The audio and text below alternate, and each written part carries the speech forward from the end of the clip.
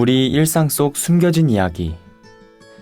장애인, 비장애인의 경계를 넘어 서로를 이해하는 따뜻한 시간. 나만 몰랐던 이야기. 안녕하세요. 김종서입니다.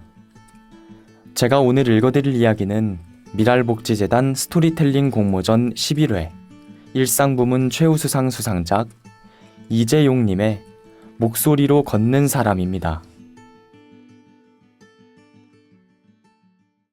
아버지는 늘 바쁘셨다. 일찍 나가고 늦게 들어오는 게 일상이셨다.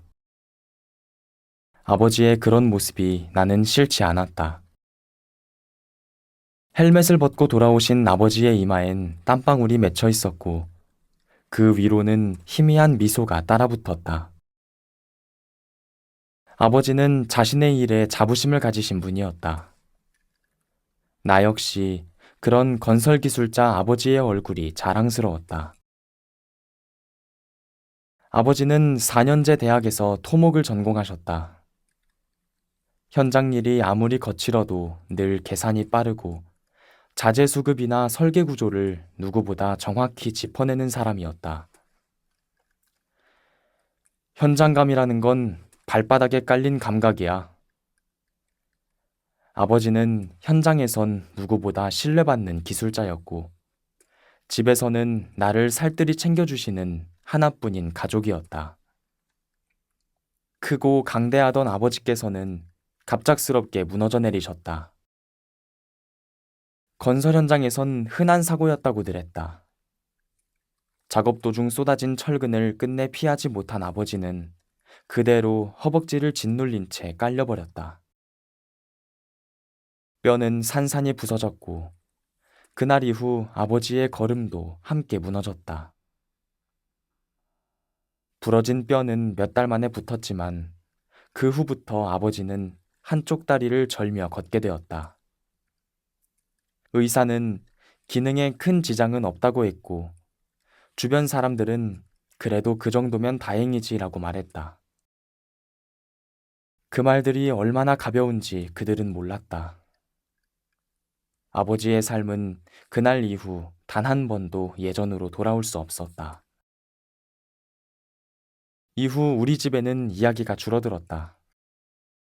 밥을 먹을 때도 뉴스를 볼 때도 나는 말수가 줄어들었고 아버지는 술잔을 비웠다. 대화 대신 집안에 울려 퍼진 건 아버지가 일어설 때마다 바닥을 긁는 지팡이 소리, 그리고 가끔 들려오는 아버지의 고통을 참아내는 헛기침뿐이었다. 나 역시 어떤 말로 대화를 시작해야 할지 알 수가 없었다. 괜찮아질 거예요. 시간이 지나면 좀 나아질 거예요. 입안에서 맴돌다가 꺼내기도 전에 삼켰다. 아버지께서는 그런 말을 듣고 싶어 하시지 않는 것 같았다. 그 눈빛은 말하고 있었다. 눈빛 하나로 둘 사이에 선이 그어지고 있었다. 그 선 너머의 고통은 내가 감히 닿을 수 없는 것이었다. 그렇게 아버지는 건설 현장으로 돌아가지 못하셨다. 의사는 생활엔 큰 지장이 없을 겁니다 라고 말했지만 거울 앞에 서는 걸 꺼려 하셨고 침대에서 일어나는 것도 버거워하셨다. 그렇게 무너진 육체에 마음까지 무너져 내리셨고 다시 세워 올리기에는 쉽지 않았다. 집안은 침묵으로 가득했다. 그때 나는 처음으로 아버지가 제대로 걷지 못하는 것보다 가족 간의 대화가 사라진 것이 얼마나 무서운 일인지 깨닫게 되었다. 아버지는 한동안 아무것도 하지 못하셨다. 시간이 흐를수록 사람을 피했고 눈빛은 점점 텅 비어갔다. 이따금 아버지가 없는 집안은 조용했지만 아버지가 있는 집안은 더 조용했다. 그런 날들이 몇 달쯤 쌓였을까. 어느 날 아버지가 닫힌 내 방문 앞에 서서 조용히 말씀하셨다. 너 요즘에 밥은 잘 챙겨 먹냐? 아버지의 말씀이 나도 좀 살아보고 싶다는 뜻처럼 들렸다. 그리고 그날 이후 아버지는 술을 조금씩 줄이셨고 책상 앞에 앉아 있는 시간이 조금씩 늘어났다. 어느 날 아버지께서는 지역 복지센터에서 진행하던 무료 상담 교육 안내지를 받아오셨다. 앉아서 하는 일이면 나도 해볼 수 있을까라는 생각이 처음 들었다고 한다. 그리고 복지센터에 전화를 걸어 교육 일정과 지원 방법을 물어보셨다. 아버지는 서툰 손으로 신청서를 써서 제출했고, 몇 주 후엔 장애인 우선 채용 콜센터에서의 실습 기회까지 얻었다. 평생을 현장에 계셨던 분께서 갑자기 고객응대 콜센터 직원이라니. 응대 매뉴얼 대본을 펼쳐놓으시고는 밑줄을 그어가며 강세를 체크하고 연습하는 모습이 어색하기도 했지만 나는 그런 모습이 반가웠다. 그건 아버지가 스스로와 가족을 위해 무언가를 시작한다는 신호처럼 느껴졌기 때문이다. 나는 우리 집안의 가장이다. 벌이도 중요하지만 내가 할 수 있는 일을 찾아야겠지.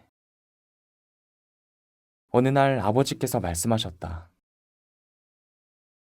우리가 예전처럼 여유 있게 생활하기는 어렵겠지만 우리 둘이서 서로를 의지하고 웃고 살 수 있으면 그걸로 된다고 생각한다.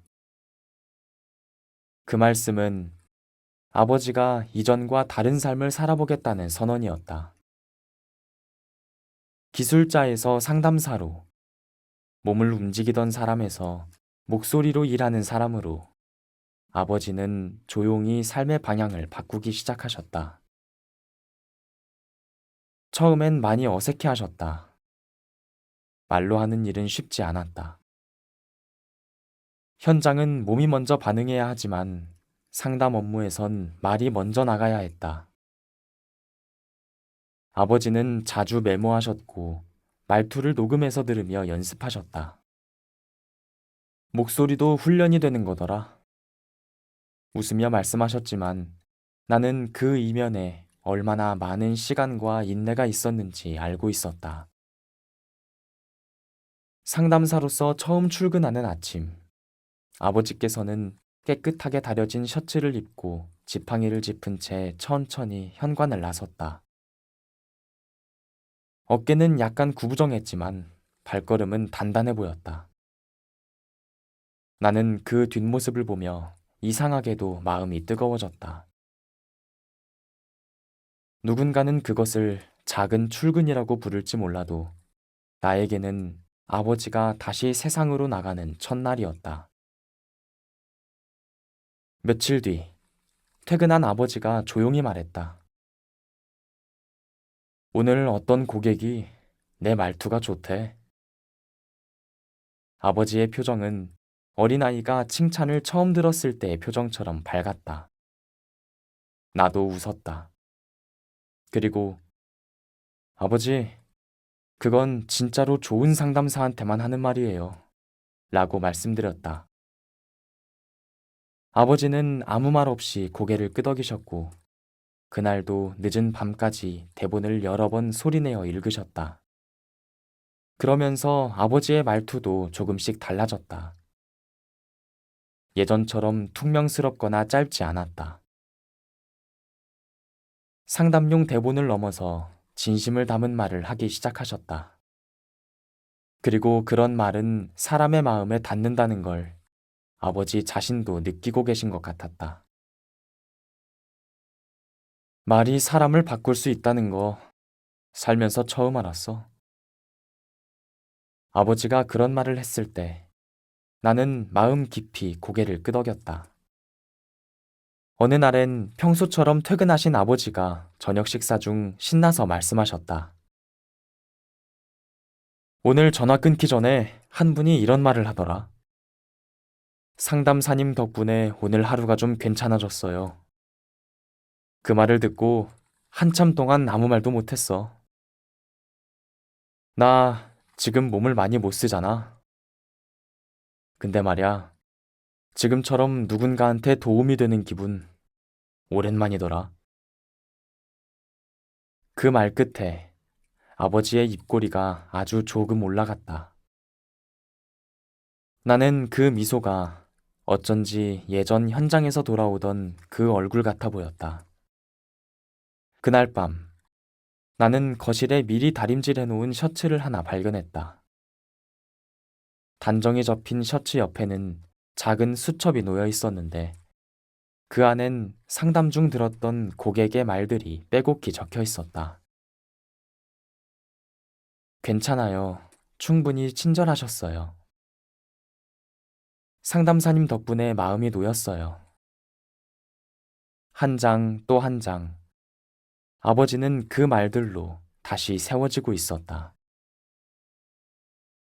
그러다 문득 알게 되었다. 아버지가 다시 걷는다는 건 두 다리로 걷는 모습이 아니라 마음을 일으키는 방식이라는 것을. 누군가에게 필요한 존재가 되고 스스로를 다시 붙잡는 일. 그것이 아버지에게는 가장 조용하고 단단한 일어섬이었다. 요즘 아버지는 주무시기 전 미리 셔츠를 다려놓으시며 콧노래를 흥얼거리신다. 조심스러운 손길로 셔츠를 다리시는 모습을 보며 나는 가끔 생각한다. 이제 아버지는 다리를 절며 걷지만 목소리로 누군가의 하루를 일으키는 사람이 되었다고. 어릴 땐 거대한 구조물을 세우는 아버지가 자랑스러웠지만 지금은 말 한마디로 무너진 마음을 다시 세우는 아버지가 더 자랑스럽다. 아버지는 이제 도면 대신 사람의 마음을 다룬다. 그리고 나는 오늘도 그 사람의 등을 보며 내 삶의 방향을 배운다. 아버지께서는 더 이상 기술자는 아니지만 여전히 누군가에게 꼭 필요한 사람이다.